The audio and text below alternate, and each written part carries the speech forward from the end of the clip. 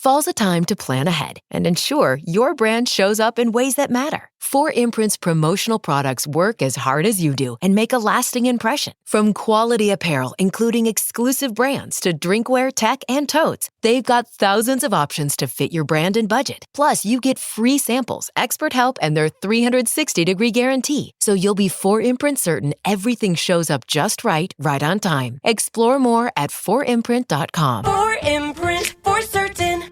What is going on? You are watching and, of course, listening to Tags Live, aka Talk About Gay Sex, the live edition, where we're here every Wednesday night on the Crowdcast platform. I am your host, Steve V. This is episode 788, alongside Cody Maurice Doggett. How the hell you doing, Cody? Hello, darling. That's me. I'm wonderful. How are you tonight? Very good, thank you. Really good here. We are live, we mentioned, and we want those joining us to weigh in on the topics of the night. So let's just get started. And it all had to do, Cody, with part 2. If you listen to episode 787, last episode, Cody and I decided to perform kind of a public service for gay men everywhere and translate some of the most mysterious phrases ever written on Grindr.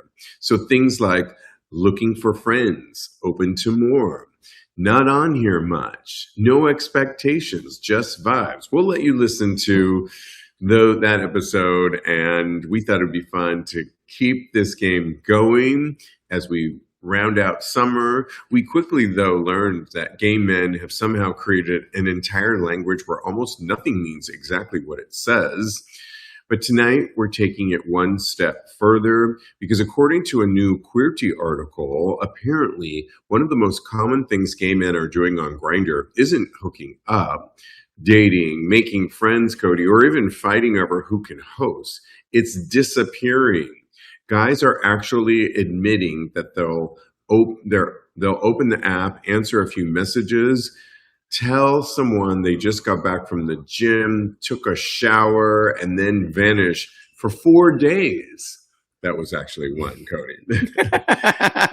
So it got me thinking. So maybe translate that Grindr bio was only half the story. Maybe we also need to translate Grindr's behavior, because why are we opening the app if we don't actually want to meet anyone?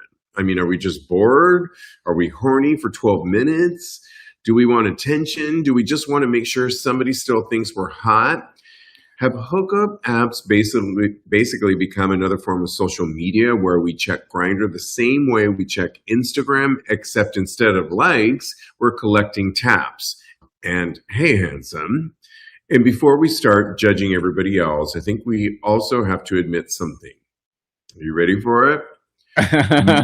Most of us have probably done some version of this ourselves. Okay, my hand is up. And I'm admitting it. So we're not all about judging here. We're going to break it down in the next 30 minutes on what's going on. We complain about being ghosted, but then someone sends us, hey, how's your night? And suddenly we're conducting a disappearing act worthy of Broadway. So tonight, you and I, Cody and I, are playing Translate That Grindr Bio Part 2 with a brand new batch of phrases, mixed signals, and possible red flags. But we're also asking a bigger question. Do gay men actually want to connect, or do we sometimes just want to know that we could? Maybe the real problem isn't sex. Maybe it isn't even Grindr. Maybe it isn't hookup culture at all. Maybe the real problem is that we've gotten very good at keeping people interested and very bad at telling them when we're not. So, Cody, let's start with this most suspicious phrase of them all. Okay. Ready? Yeah. Cue the music. That's the Price is Right music. Yeah. All right, here's the phrase. Sorry, just seeing this. Yeah. Sorry, just seeing this. I've used that like with people that I've met on Instagram that, you know, I didn't really see it and I am just seeing it. And I coming up for air. And that sometimes happens. That could actually be a true statement. Sorry, Yeah, just seeing this. it normally Does it is work with in me. Grinderland? It normally is true when Yeah. it's me. I might, so there's a little bit of falsehood in it as well because I may have seen the notification, but this is the first time that I'm seeing the actual message because maybe I didn't have time to read it. A lot of these are going to be me not having the time in order to actually respond or go to a hookup because I have work, I have this podcast, I have a lot of things to do. So 9 times out of 10, I if I'm on an app, I'm not looking for right now. I'm looking for the future. This is just my preamble for this is my defense for the entire evening. Well, let's get into it a little bit more. I'm kind of with you too. I mean, when I was using the apps, well, we'll get into more where I was at with it because there's a point in here where it actually was me on how I dealt with the apps. But Okay. we're jumping the gun here. Let's Jumping the just gun. play round 2. Translate that Grindr bio.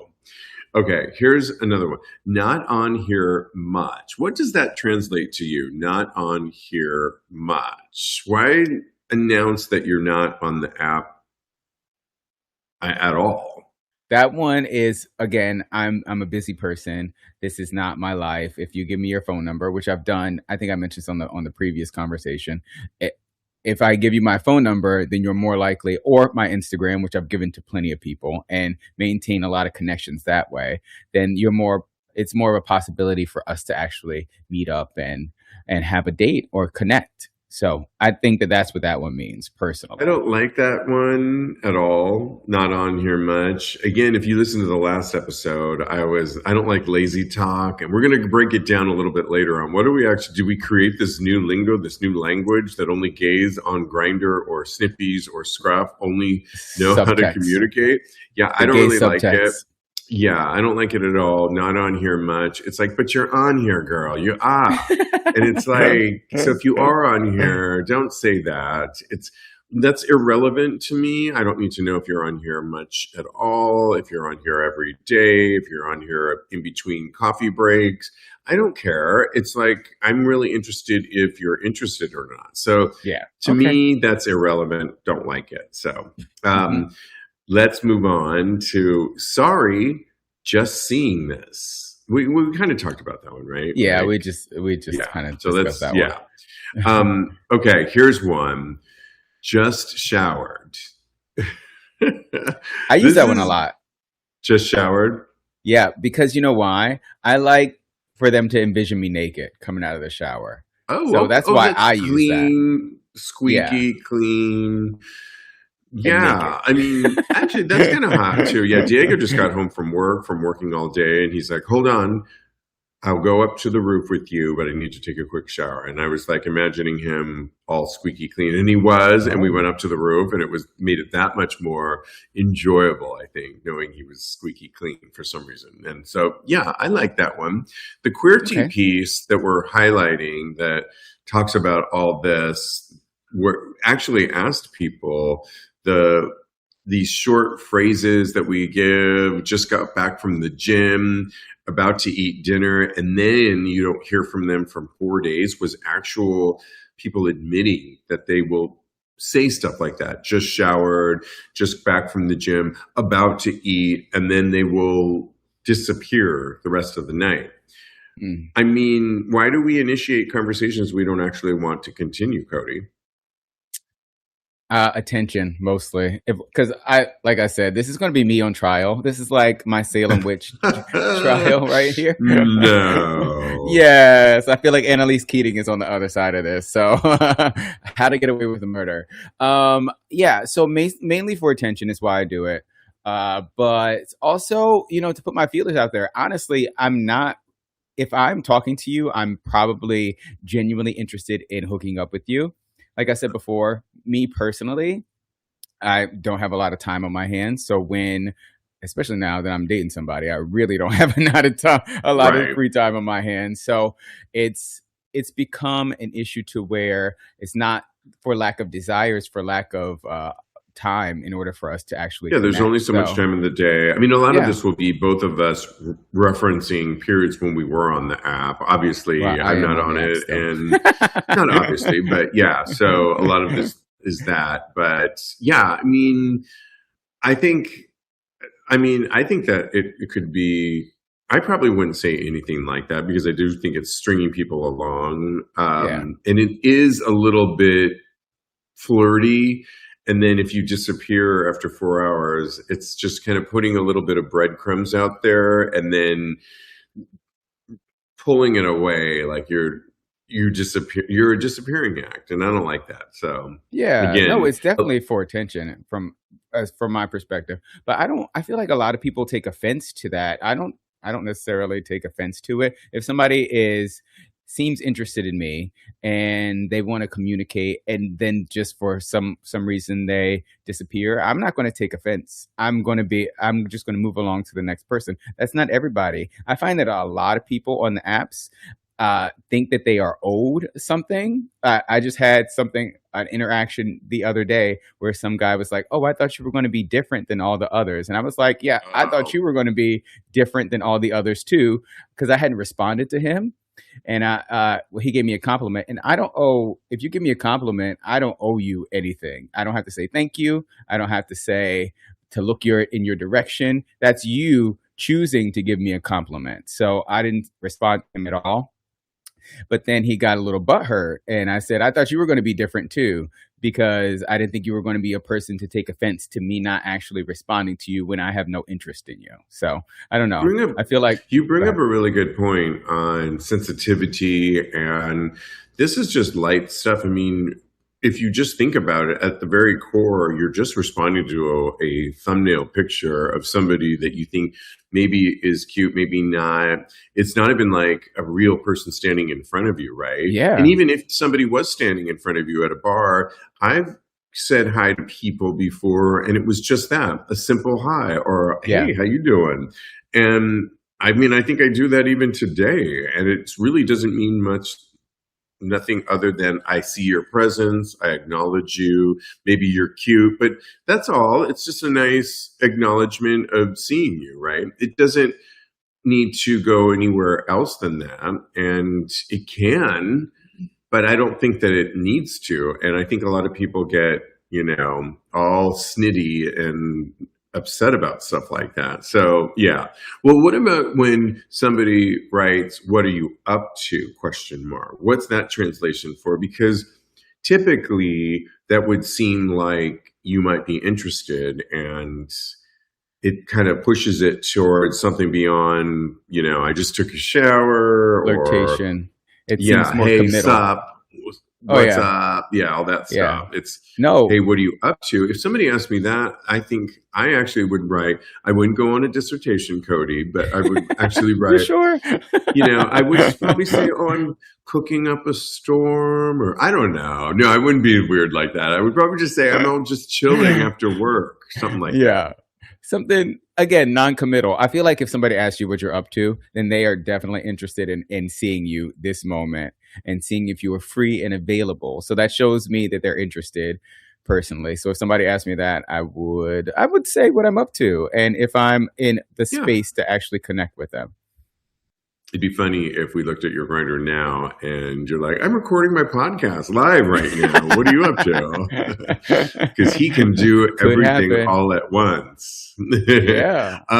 When somebody on those lines, when somebody says maybe later, I'm not mad at that because I feel like in the past I did use something like that, because to me, a lot about, and it's not just Grindr, it could be any of the apps back in the day, you never know.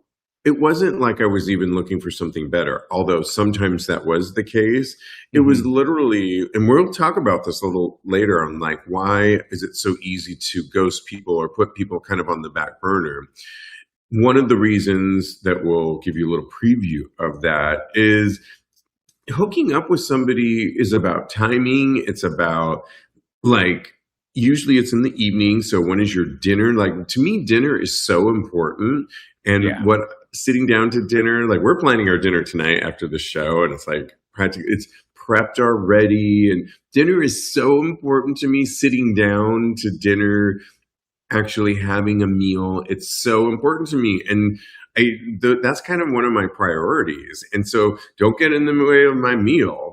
But then what am I eating that night? What did I choose to eat that night? Is that going to be conducive to hooking up? That's all stuff that goes in my mind.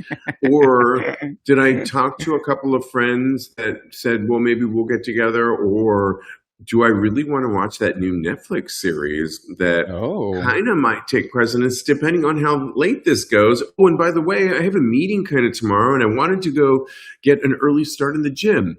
All of that is going on in my gears, in my mind. So to me, planning a sex hookup or somebody you just chatted with, it's all about timing. What do you say to that?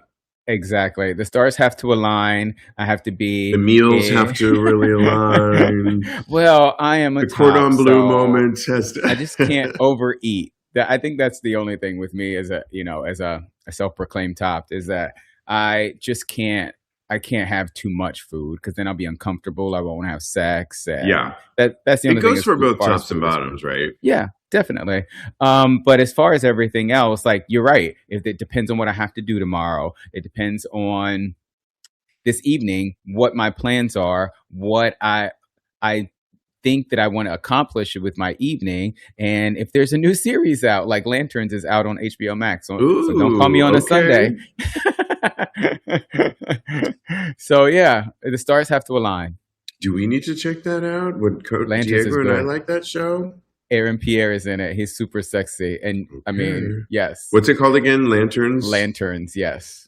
Okay, did you hear that over there? Lanterns. It's a superhero thing. It's okay. So I can get into it, but like darker, right? And the newer form of superheroes. Yeah. Yeah. Okay. Yeah. I could get into that. Let's just do one more, or maybe two more, because these are kind of fun. This one, I'm just going to say it, screams of vagueness. Open to whatever. Is vagueness itself a way of avoiding rejection, Cody? Open to whatever. I don't know why I'm taking such a positive spin on these. The last one, I was like, oh no, I was done for it. But open to whatever means that you are willing to explore to me. I really feel like that's not really non-committal. It's just, I want to look at my sexuality and my hookups as a way to explore who I am sexually. So I like that one too. I actually don't mind that too, especially in the early dialogue. I think that that's okay to say that. Let's see where that goes from there, though, if you're really, because again, back to timing, if you're aggressively, actively, potentially wanting to hook up with somebody, and we've all been in the other seat too, where we're just kind of checking things out, the stars are not aligned, right? Mm-hmm. And you're talking to people that have often no interest in ever meeting up. They're thinking about, Green Lantern or whatever you just mentioned, and my pasta dinner. And this other person is on a totally different planet, really, douching and ready to go. It's just, yeah. And you don't know that in those early stages. Well, last one, when someone just simply says, hey, handsome, that's cute, I think, when people say that. It's a good opening line, and I hope people don't throw that one around too much, because to me, hey, handsome is like you think someone's attractive. That's like my opening line for every cute guy that I see on Grindr. Great. Oh my God. There goes my whole theorizing. Hey, sexy, handsome. And I send it to every single guy. I really? That you're interested in. Yeah, not just random people that I haven't seen. What really gets me when they say to me on Sniffies and hey sexy or hey handsome specifically, because I don't have a face on there. So it's like, I want to answer them. How do you know that I'm handsome? Like I am, but how do you know that I'm handsome? That's so dumb. That's so dumb. Whatever. I have never said it before, but one day I will, and I'll report back to you so you know what they say. Maybe they know you by your body, and they maybe know you, that has happened to me before. So, literally, people have recognized me from my body. Yeah. So that would be a good line. Okay, this will be fun. Rapid fire, ghost or not. I'm going to give you a couple of situations, and you have to decide whether they count as ghosting. Okay? Got it? Simple as Got it. enough. Scenario 1. You exchange 3, hey, what's up messages, then silence. Is that ghosting? 3 what's up messages? Yeah. Like I sent one or they sent one, and then You exchange 3, hey, what's up messages, then there's why are we silence. sending hey what's up 3 times between the two of us? That's weird. Yes, that's definitely ghosting. No, but we're neither one of us is interested in each other because we said hey what's up 3 times in a message. That's weird to me. Ghosting. What do Yeah. you think? I think I think maybe we were interpreting this a little bit wrong. I think if you exchange 3, hey, what's ups, like you did, Cody, and there's silence on the other end, Oh. are they ghosting you? I just think they're not interested. Is They how are I definitely interpret not interested. And Yes. I stopped And you after can the keep sending a second 4th and a hello. 5th. Hey, what's up? No. So Yeah. yes, I say Yeah. hey sexy in the initial one. And if they don't answer, I just send hey the next time. If they don't answer that, then because you know what I found on these apps, and this is my TED Talk for the evening.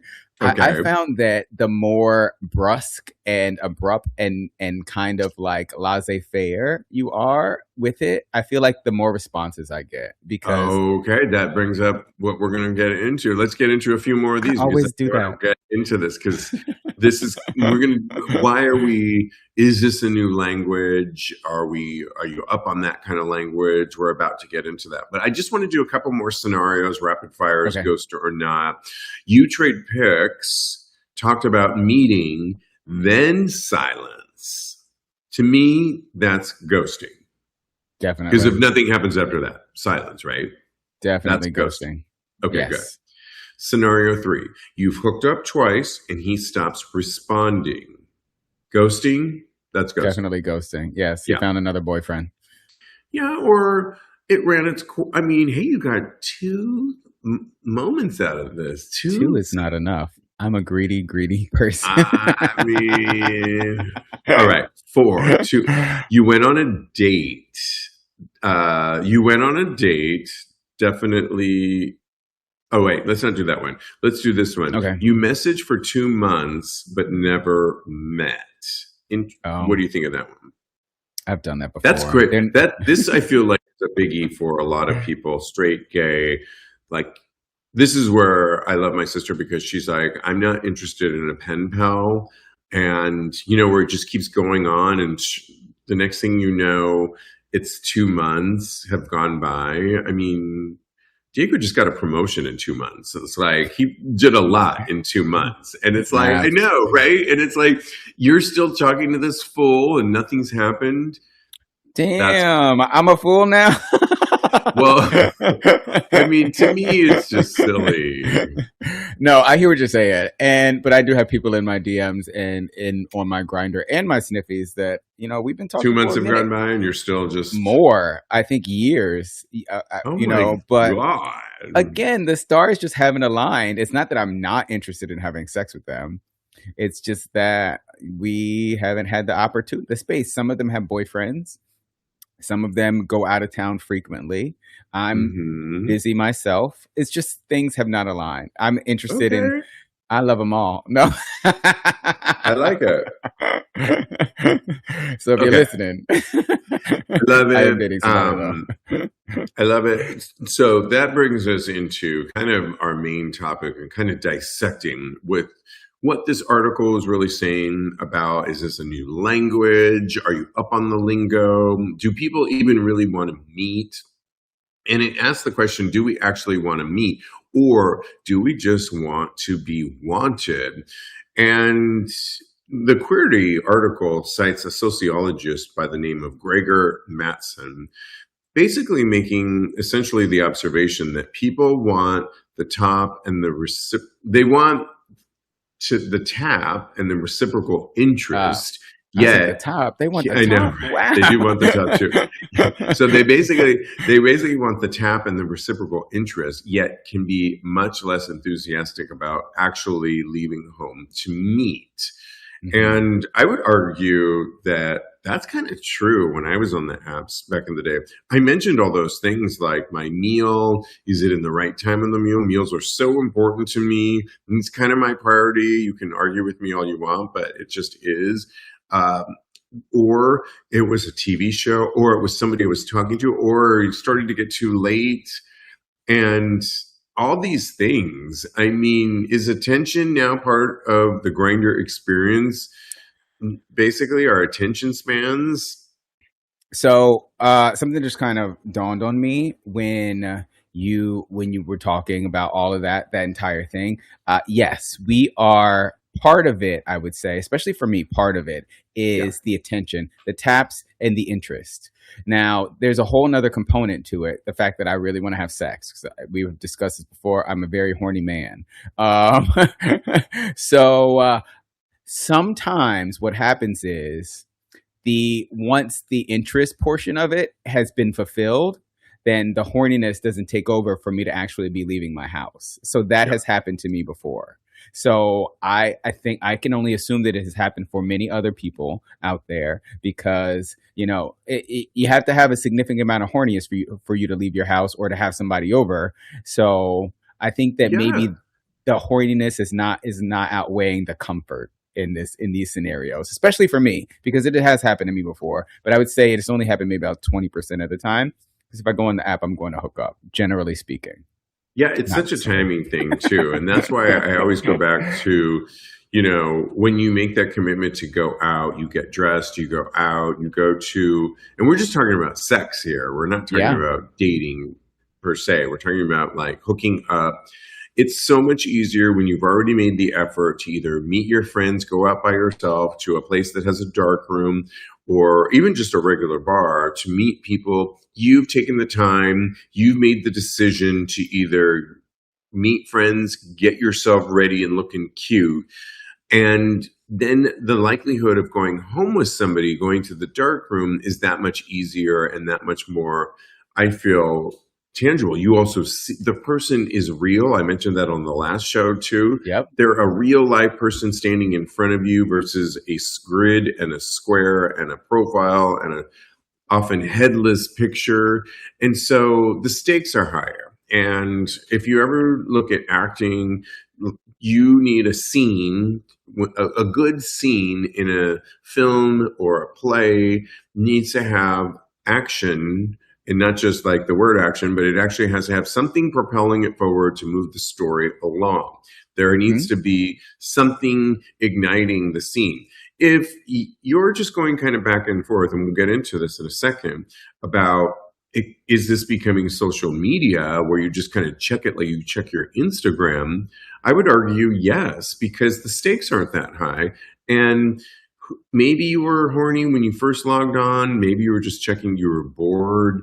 And now your horniness level might have gone down. You're not really ready to go out or cleaned out, ready to meet up with somebody. And that Netflix show and that ice cream in the freezer is sounding a And lot lanterns more. and Aaron Pierre. It's sounding so much more delicious and intriguing than even getting together. So, yeah, it's kind of built into, I think, Especially the when you equation. have your hand. You have your Yeah. hand. So Yes, I know you're yes, right. Masturbation, people. hello. So yeah, I hear what you're saying. And you could I just think- get off really quickly, and however you want to get in off, and then you can go back to that amazing meal, or you can go to bed like you wanted to go to bed, so you can get up and do that workout or meet that friend that you really wanted to meet up with. We are live, and we remind you that we're live. Doug, watching us live, says, I certainly never been a big fan of the apps. Too many games for me. I mean, it is sounding like a lot of games, and yet we don't quit them, Cody. Yeah, you know what? I have recently recognized that I'm kind of addicted to them, honestly. I think that it provides a level of, I don't know, almost serotonin and like dopamine that I have become used to. So I find myself going on, even though I have no interest in going out. Well, not no interest, but I have a less interest than I did before about hooking up with people, because I'm I'm dating somebody, so I go over to their house and I kiss them, and I would rather have sex with them than have sex with any of the other guys out there. So, but I still find myself going on, and I think that part of me is it is something to do with the whole fact like I'm it's an addiction type of thing. So I have to get that under control, especially if it's going to go any further. So I hear what you're saying, and I think that it's something that a lot of people suffer from. But there are a lot of games on there. Which brings up the question, what we mentioned earlier, has the apps become social media? And the article makes the comparison directly. Opening Grindr can become another habitual phone check alongside Instagram, X, Facebook, WhatsApp, everything else. So it sounds like you kind of open up Grindr, Cody, without actually intending to hook up. Could it be for Recently, reasons yes. like boredom, curiosity, habit? You mentioned FOMO, seeing who's nearby. Are those some things that resonate? All of the above. D, All the all of above. the above. I would agree All of them. that And then also it's an affirmation almost of, of my own attractiveness for people to reach out to me. So there's that component to it as well. I would agree too. In the past, when I was using them, there was times where I really didn't have any intention of going out and meeting because of all the reasons we listed. I mean, maybe, but it was, I would just go on there for a little bit. The validation, you're right. That's something that can be really increase that serotonin levels like social media can, but it can even be more personal, right? It's directed at you. People are commenting on your torso, your dick pic, your ass pic. And that can get you like a million miles ahead, and you can then use the hand afterwards and still watch that Netflix show that you've been wanting to watch and eat that meal that you wanted to. And then the next time, but it doesn't get us connecting at all that, we've been trying to talk about on the last episode. And so it is kind of an interesting conundrum that we've found ourselves in. Yeah. I mean, are we all complaining about behavior that we also participate in, Cody? Yeah, totally. We just both made all these confessions this evening. So it's a complaint for us. I think that people should not take it so seriously, honestly. It is a hookup app. And I think that if somebody doesn't respond to you the way that you think that they should or that you would like for them to, just move on. There's somebody out there that's one swipe away, that's one grid point away for you to actually connect with them. Here's where I think I absolutely agree with that statement that, it is what it is. But where I don't like it is dating apps, or if you're actually trying to meet somebody and date somebody and go on a date. Because if you're on any app, not maybe Grindr, but a dating app per se, and you're putting the effort out there. And I have friends that have done that and been ghosted on those types of apps, because typically if you go on a dating app, no one's trying to meet in the next hour later. I mean, maybe later that day if the stars aligned. But I mean, I had a friend that it was a dating app. The person said to my friend, "Oh, let's do a FaceTime call to make sure that we're not catfishing and that you're real and I'm real." They did that. They really liked each other on that. They had a great conversation and then made plans later that day to go out. And then that person ended up canceling and not going through with the date at all and didn't follow up at all. And so I think with dating apps, it's that much more serious, and I don't like that behavior at all. I think you're right on hookup apps. It's kind of one of those things that timing and sex and hooking up really are not as easy as you think. And so that's where I say use it for what it's worth. Have a really light sense of humor about it. And then also, if you really do want to hook up, hopefully you live in a place where you can go out and actually meet people in real time, and you're likely to actually hook up with somebody. Yeah, I hear you. And I know that story. I know exactly what you're talking about. But I do think that I'm glad that they showed their true colors kind of early in the whole exchange, because I wouldn't want to start up something with someone like that and then they have this whole habitual thing that they do. This is and then they showed that later on, and that's who they really are on the inside. They have this pattern of actually abandoning people and like letting people down. So I would rather it happen in the first few interactions than it happened down the line and they tricked me. So Yeah, yeah. I mean, yes, I'm glad too, and it saved this person from, moving on to somebody that ultimately was a big old flake. So I yeah, agree with you on that.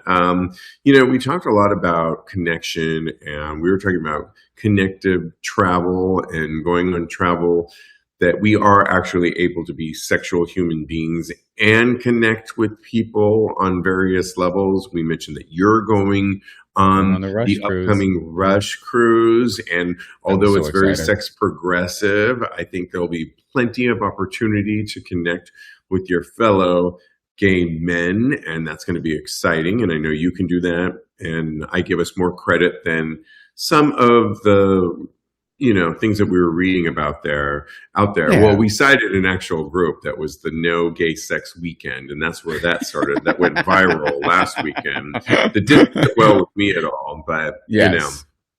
you were a little bit more optimistic on it. Yeah. But yeah. I need to still reach out to them. But yeah, I can't wait to go on the Rush cruise, though. It's going to be a fun time. It's just like one big nonstop party. I did get a room that is a little bit further away from the dance floor, though, in case a bitch Good. needs to sleep. I'm a lady of a certain age, so I don't know if I'm going to be able to be partying the entire. You're lucky entire you got cruise. that. That's a good option that you got that, and that's great. So Yeah, because so sometimes I'm people so excited. complain later, and it's a whole thing. I think you would have been fine, but I'm glad you chose one further away. Yeah. But speaking of connection, I mean, do gay men need to remove sex to make meaningful connections? I think we just answered that, right? No, we don't. No, not at all. I think that is part of who we are. I have personally had sex with some wonderful people, and I think that breeds such a nice nice nice double entendre there. It breeds a nice connective component for us to actually connect on a deeper level. And now I realize that it doesn't sex is so much more and so much less than you think it is, because it doesn't have to mean that you're going to be together forever. But again, it's also something that's so visceral and that we feel on a deeper level, honestly. So yeah. Yeah, maybe sex isn't actually what's stopping connection. Maybe disengagement is. And I would argue that going on these apps can disengage you. You said you need to watch your habitual habits, especially as you're dating somebody. The repetitive nature of just turning it on habitually.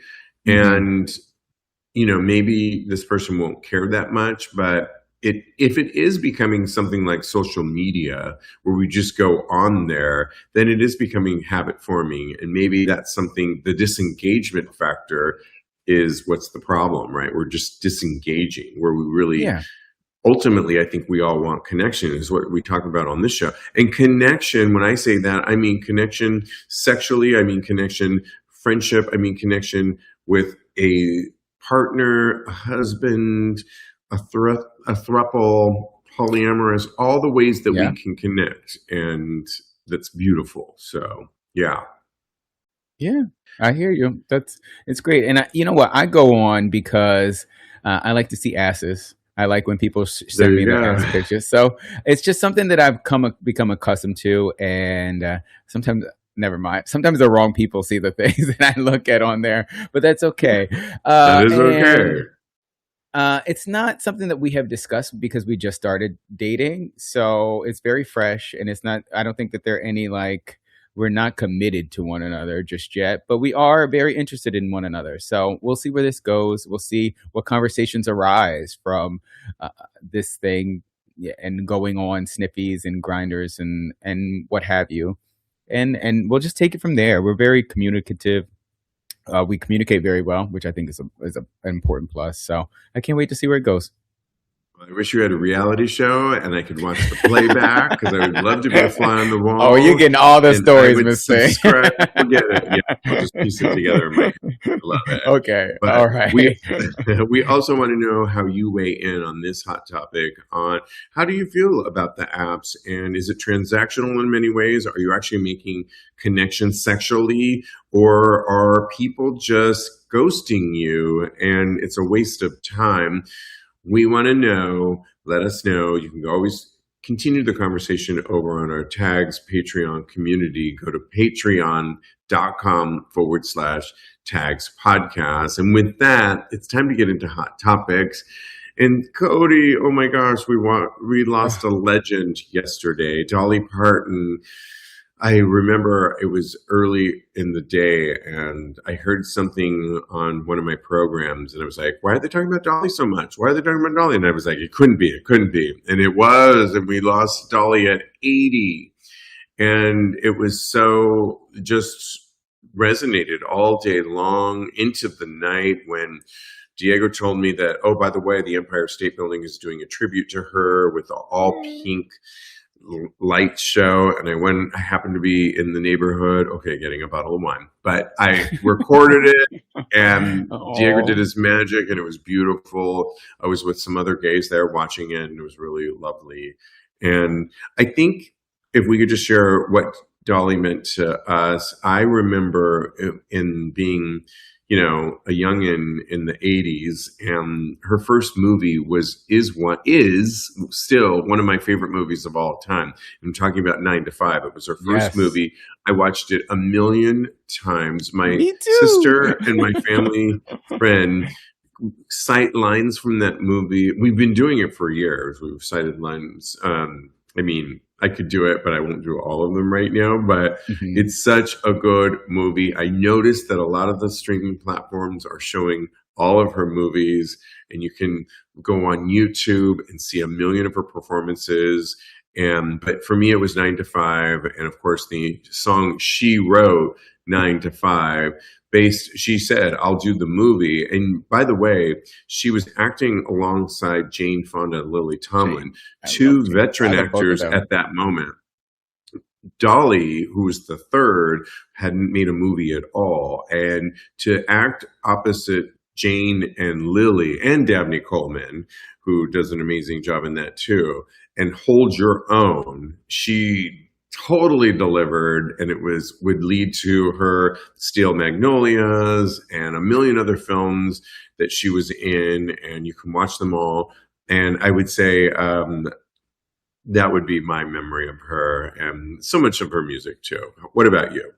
Yeah, I love Dolly. She's just an amazing songwriter and performer, and she's like an inspiration. I saw a documentary about I Will Always Love You and the trials and tribulations that she had to go through in order to write that song when she wrote that song. And also it's just so much. She's been tested and tried in the music industry. And I think that resonates with me so much because she's a brilliant writer. So she's an inspiration to me in that way. I'm familiar with her. The first thing I remember from her is 9 to 5, of course.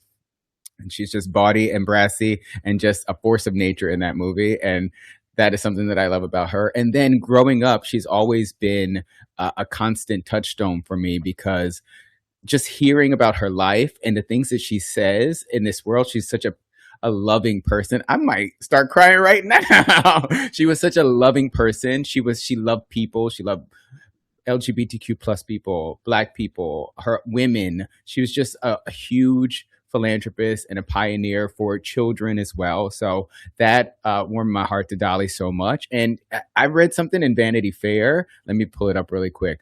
They posted something today and she answered the Proust questionnaire. And one of the questions is, what do you consider the most overrated virtue? And her answer is monogamy. And I guess she had to write these down because then she said, oh, I'm sorry, I meant monotony. And that, I did not know that about Dolly. I was like, girl, is really monogamy? Okay, I see you. And then she changed it up really quickly. Just so, to throw that a little Freudian slip there. I love her. I just love her so much. much. I didn't know this, but you mentioned "I Will Always Love You." Of course, later on, Whitney Houston would go on to kill it as well. But I still love Dolly's version the best. But she endorsed. But did you know that she wrote on the same day Jolene and "I Will Always Love You" in the I did same not know day? that. Two iconic hits. I mean, you're lucky if you get one hit in one day, and two, that's incredible, right? And She was amazing, yeah, and yeah, she's definitely missed.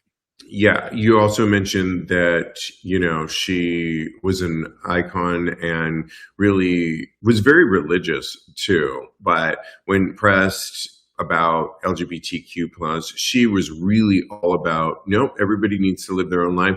When gay marriage was happening, she was all for it. She wanted to, in the early 2000s, she worked with, I forget. Come to My Window, Woman. Melissa Etheridge. Melissa Etheridge. She chose Melissa to work with her, and when LGBTQ and lesbian I think it was during the Ellen era, she chose to work with her on a collaboration that was new at the time, and Melissa is internally grateful to that, and her legacy will continue. And it just brings so much joy. And watch a movie. We should also mention that Tim Curry of the original Frankenfurter from Rocky Horror Picture Show passed. Thanks, Doug. We were going to talk about that.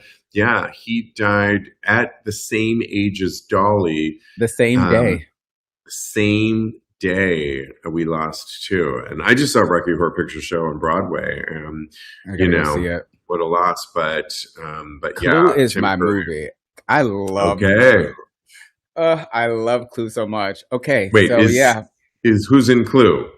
Tim Curry. Okay, Tim Curry, right. I haven't seen it in a minute, but yeah. Oh my gosh. It's one of my favorite movies. Can we do movie night and watch that? And 9 to 5?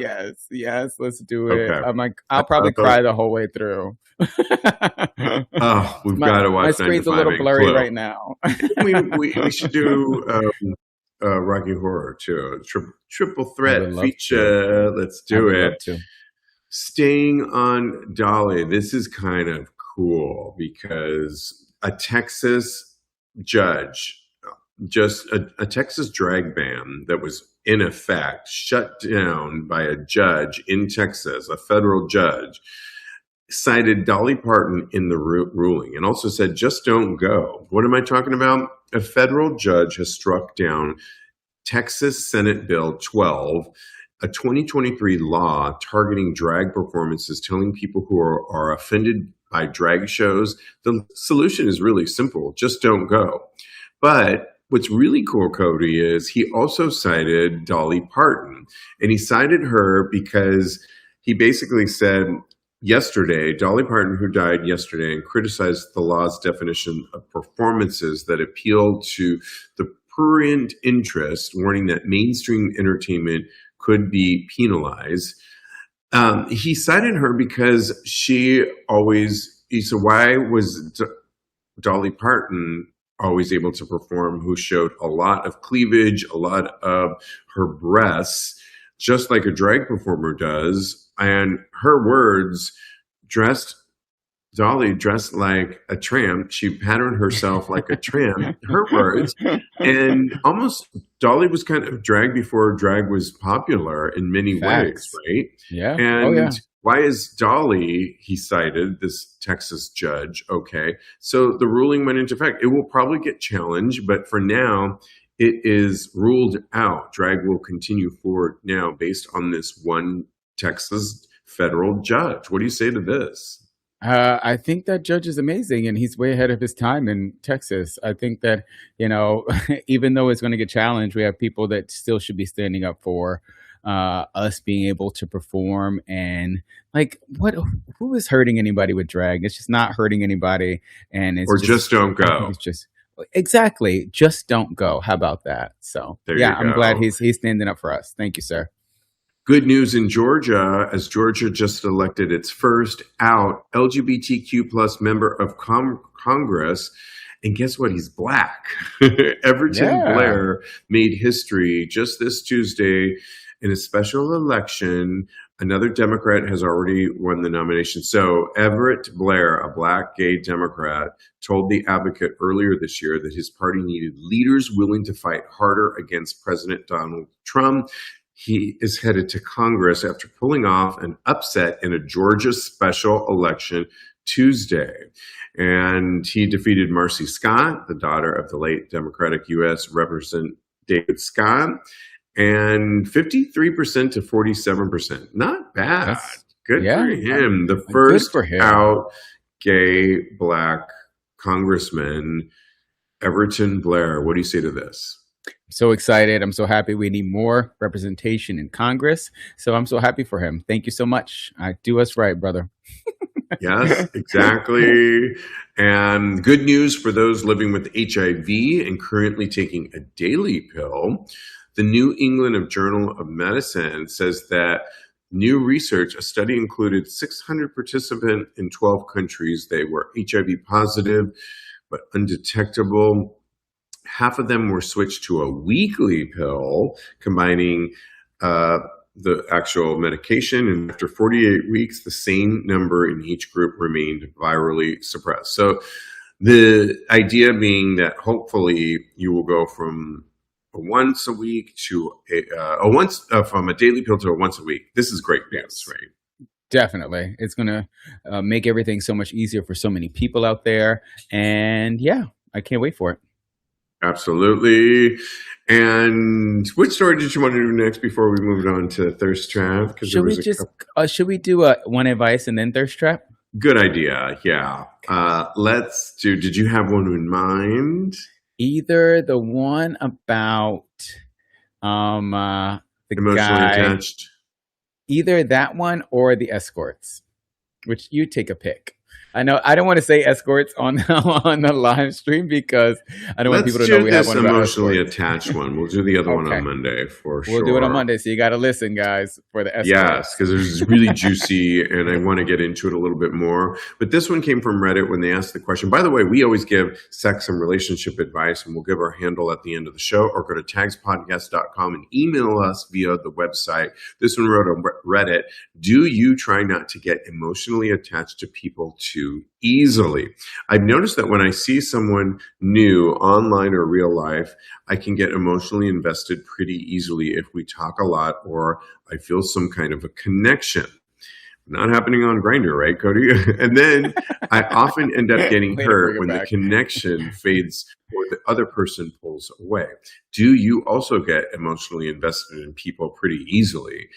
And after getting hurt, do you ever choose to hold back a little and keep some relationships more casual, just friends, acquaintances, or people you talk to? I don't mean becoming cold or not caring about people, just not putting too much emotion into every connection. And I would answer a resounding yes, that I do get emotionally involved with people and have in the past. And when it wasn't reciprocated, even when they were showing that they were emotionally connected to me, but then for whatever reason pulled away, I'm left high and dry with my feelings that I have to then deal with because I've invested a lot and I thought you were invested with. And it has then led me to future endeavors to pull back a little bit. I would say though, now, and you don't want to say take things lightly. I think that's a really good quality. I mean, if Dolly, somebody said Melissa Etheridge was in an interview. What we should ask ourselves: what would Dolly do? What would Dolly do? And make that your new mantra. And I don't think there's anything wrong with putting yourself out there. If somebody then all of a sudden drops the face of the earth, move on. Their loss. Carry your feelings in a silk, beautiful bag for the next person that will grab them and hopefully nourish them. What do you say? Yeah, it's really tough to lose people. So as a defense mechanism, we kind of tend to not invest as much, but that's just a way of self-sabotaging from not getting hurt again. So yeah. I think I'm currently doing that myself because, as you know, my ex, he broke up with me, and then my best friend at the time, not you, Steve, yes. he also broke up with me. Like it was like a Right. week in You had a between. lot happen within a short frame of time. Yeah. So for me, I feel like there are some abandonment issues that I still have to deal with. So Yeah. I find myself not really um investing as much in new people as I normally would have before. And I'm really trying to fight back against that because I don't want to be that type of person to withhold affection, to withhold who I am and actually getting to know this person. So I am doing my best. I'm trying to do the work on actually, and this is part of the work because honestly, this is like therapy Yeah, in a I very know. strange way. So I definitely am working on myself in order to not do that. So it's just so worth it to get to know people, and the rewards when they want to get to know you back, it's far outweighs any losses that you may have had to take previously with other people. Yeah, I can relate to that 100%. I talked about it on previous shows where there was a time where there was a couple different people that I invested a lot, and they also seemingly invested in me too. Yeah. And it's emotions, they're raw emotions, and only for them both to then choose somebody else. These were long distance relationships, and then tell me that, and I was left just feeling distraught, heartbroken, all those things. And then both of them separately later came back, and because those relationships didn't work, and then tried to come back to me.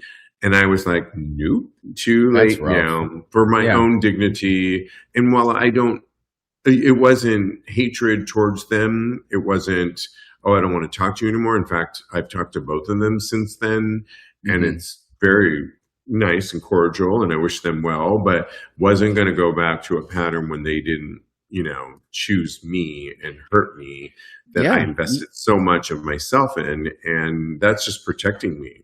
But I also don't want to carry that on with me forever. And I haven't, as I've just stated. So, yeah.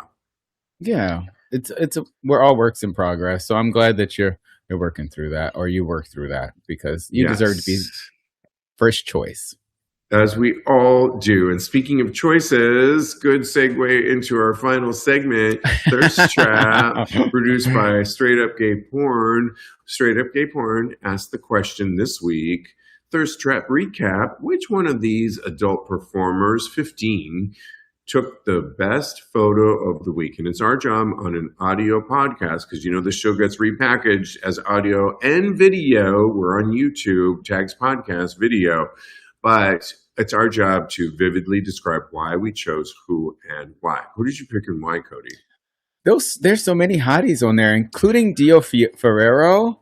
He's going to be on the Rush cruise. I went, Yes, they're doing all kinds of performances, and you're gonna, yeah. yeah. I'm excited because you know how we do our little research before we make our choice. I went on his X and I saw it was a pinned tweet about him going on the Rush cruise. So I'm excited to, hopefully I get to meet him, but he's not my choice for this week. Okay. My choice for this week is Lipe Scorpion. He's completely naked. He's got a baseball cap turned backwards, and he's got a watch on, but he's got this shirt pressed up to his face, and just his eyes are showing, and it's really hot. He's really hot. I've just seen so many things with him, and he just is amazingly sexy. And yeah, I hope he's on the cruise too. I never know. You never know. I want to shout out to Nick Floyd, because he is pressed up against, it looks like a plexiglass of some sort. Oh, that He's one is pressing so hot. his dick onto, like pushing his dick. And I tell the story on my new Substack, how a young tortured gay boy's obsession ultimately turned into yearning for connection. It's my current post that's out right now, but I post weekly on my Substack at The Naked Truth Steve. And I talk about this time in grade school where I spent the night at my friend's house and we took a shower together. He went in first and he decided to press his dick up against the frosted shower window, and it stayed with me forever. We never did it again. And I was like yearning for that forever. And it was a one-off. Wow. But this reminds me of that. And I immediately saw that. And I was like, oh, yeah. But go to my At the Naked Truth, Steve, or get it in show notes, my new Substack. Subscribe to it. It's really goes deeper into what we're talking about on these shows. And you know what? I'm just going to vote for him because I think that's really hot. And we're running out of time. Doug, watching us live, says Big Daddy Loso. Loso? Who is also very hot. Loso. Yes. How would you describe him really quick? Big Daddy Loso. He is in a shower, I believe. I just remember. Oh, yeah. He's completely in a shower, completely naked. He's all lathered up with the biggest, juiciest cock ever. And he's got soap all over him. Yeah, he's got a bald head and a beard and woof, just all the way sexy.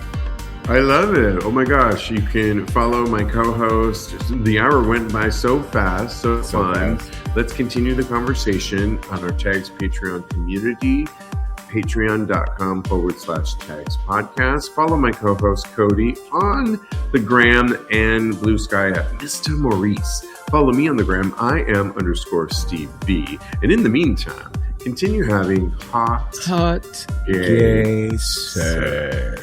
Thanks, everyone. Thank you.